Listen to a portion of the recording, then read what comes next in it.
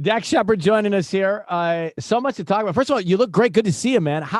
How's it going? How you been? Busy?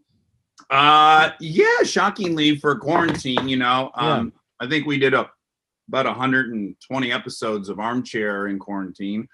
Shot this season of Top Gear in quarantine. So yeah, it's been pretty consistently busy. Armchair. I mean, this podcast is so popular. People are always talking about what you're talking about. Does it anger you? No, I love it. Listen, this whole podcast craze is great for us because we've been in the audio business, right? For 25 years.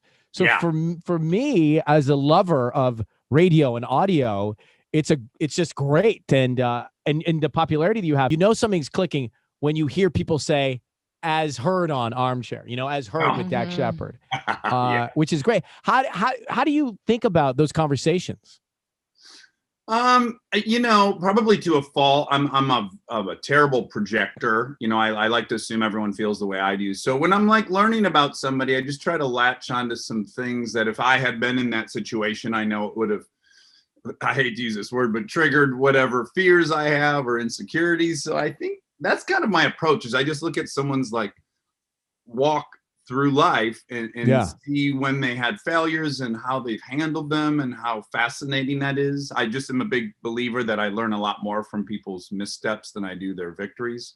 If someone's holding up an Oscar, well, I don't know what to do with that. That's not helpful to me. I won't be doing that anytime soon. So if a guy's a jerk to his kids, I'm like, oh yeah, that happens to me once a week. So so it's genuine curiosity then that drives you. Yeah, I think so. Yeah. Top Gear America. So I heard that you were going to do this. I have to tell you, I'm such a fan of Top Gear. I mean, Jeremy and James, those guys. Oh yeah. That did the original are hysterical. They're knowledgeable. Yeah, are you a fan of theirs? Enormous. In fact, when they came to me, I said, it's kind of like you guys are recasting the Beatles. Like I love the Beatles, but I don't know if I can be a Beatle.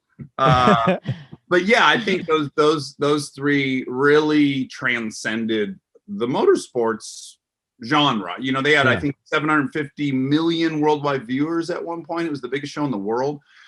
And certainly not because there's that many car nuts out there. So I guess my whole intention in this version of Top Gear America was I too would like you to be able to watch this show if you're not crazy about cars. I want there to be enough going on comedically and enough going on between the three of us where as has happened, my wife loves it. I mean, she don't pick up one of the horsepower ratings that we lay down, but she'll watch and laugh hysterically because we crash all the time and break down all the time. And, there's a lot going on other than the cars.